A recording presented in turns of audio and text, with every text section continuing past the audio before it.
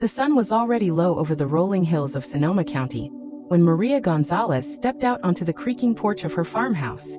At 78, her hands were still strong from decades of pruning, tying, and harvesting the old Zinfandel vines her husband Raphael had planted back in the 60s. The vines were stubborn, deep-rooted things, heirloom stock that produced small, intensely flavored berries no commercial grower wanted anymore because they yielded too little. But to the boutique wineries in Napa, those grapes were gold. Maria wiped her forehead with the sleeve of her faded denim shirt and looked at the vineyard that stretched out in neat rows before her. It had kept her alive since Raphael died 15 years ago. It had also kept her son Victor alive, though he lived 2 hours away in a glass-walled apartment in downtown Los Angeles, posting sponsored photos of himself in borrowed sports cars. The phone inside the house rang. Maria knew who it was before she even picked up. "Mama," Victor's voice poured through the receiver like warm honey over broken glass. "I'm coming up this weekend. Need a little break from the city grind. Thought I'd spend some quality time with you." Maria's stomach tightened. Victor never came for quality time. He came when the rent was due, when the credit cards were maxed, when another brand partnership had fallen through. "That's nice, Mijo," she said quietly. "The guest room is always ready." "Perfect. See you Friday. Love you." He hung up before she could answer. That night, while tidying Victor's old room, she still called it that, though he hadn't slept there in years. She found the manila folder wedged behind the dresser. Inside was a thick contract. An offer from a Bay Area developer to purchase the entire 40-acre parcel for $3 million.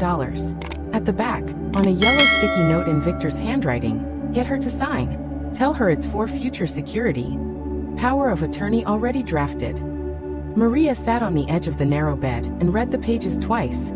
The words didn't change. Her only child had already shopped her land, her home, her life's work to strangers. He just needed her signature to seal it. She didn't cry. She had cried enough when Raphael died. Instead, something cold and clear settled in her chest. The next morning, she drove her old pickup to the small co-op in Healdsburg where the fancy winemakers sometimes came looking for fruit. She wore her best dress, the navy one she saved for funerals and weddings, and carried a small basket of perfectly ripe clusters she had picked at dawn. Julian Moreau, the winemaker from Etoile Vineyards, was their tasting samples.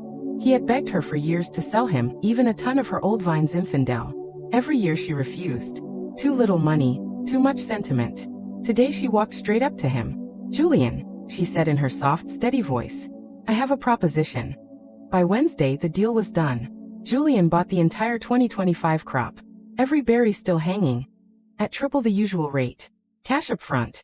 He would harvest the best blocks himself over the next 2 days with his crew. The remaining fruit would go into a private label old vine Zinfandel bearing Maria's name on the back label. Maria's Legacy, 2025. The money hit her account Thursday morning. More than she had seen in 20 years combined. She did not hesitate. First call, a landscaping company in Santa Rosa. "I want a redwood deck off the back porch and a hot tub installed by Saturday. Money is no object." Second call, a high-end kitchen designer she found online. "Replace the old appliances. Quartz counters. Double ovens. Deliver and install by tomorrow evening." Third call, a private chef named Luca who advertised Michelin-level meals in your home. She booked him for the entire month.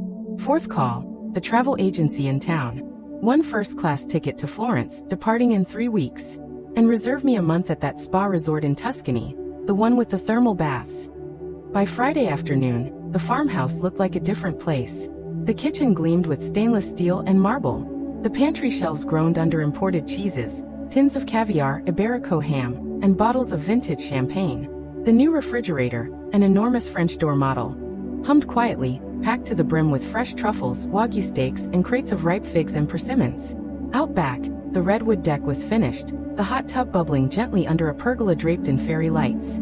In the cellar, cases of aged Bordeaux and Barolo, wines she and Raphael had always dreamed of drinking, were stacked neatly. Maria stood on the new deck in a soft linen dress the color of ripe cherries, watching Julian's crew finish the last row of harvesting. The vines looked strangely light, almost relieved. Victor's black SUV roared up the gravel drive just as the sun dipped behind the hills. He stepped out in designer sunglasses and a white linen shirt, phone already in hand, ready to film his rustic weekend content. "Mama," he called, spreading his arms for a hug. Maria stayed on the deck, glass of rose in hand. Victor stopped halfway up the steps. His eyes moved from the gleaming new deck to the hot tub to the crew loading the last bins of grapes into refrigerated trucks. What's going on? The harvest, Maria said calmly. It was time. Victor's smile faltered. But we were going to talk about the future of the property this weekend. Maria sipped her wine. We still can. She led him inside. Victor froze in the kitchen doorway. His gaze traveled over the marble island, the professional range, the open refrigerator spilling light and luxury. Holy mama, did you win the lottery? No, she said, opening a tin of beluga caviar with a mother-of-pearl spoon. I sold the harvest. Victor's face drained of color. The entire harvest? Every berry. To Itoil vineyards. They paid very well. He began to pace. But that money was supposed to. We were going to use the land for. Maria pulled the manila folder from a drawer and laid it on the counter. Victor stared at it as if it were a snake. I found this, she said. He tried to laugh. It's just an option, Mama. A safety net. For your future care. For when you can't manage anymore. I can manage just fine, she said. I managed to sell the crop. I managed to hire a new vineyard manager starting next season. I managed to book myself a month in Tuscany. Victor's mouth opened and closed. You spent it all? Maria spread a generous layer of caviar onto a blini and took a bite. Every penny, she said, chewing slowly. The grapes fed me first this year, Mijo. You'll have to make your own wine now. Victor's voice rose. This is my inheritance.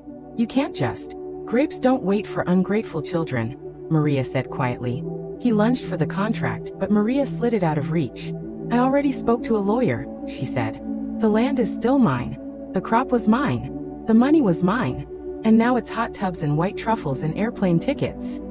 Victor shouted then, words about selfishness, about duty, about how he had sacrificed his best years taking her calls, accepting her transfers. Maria listened without flinching.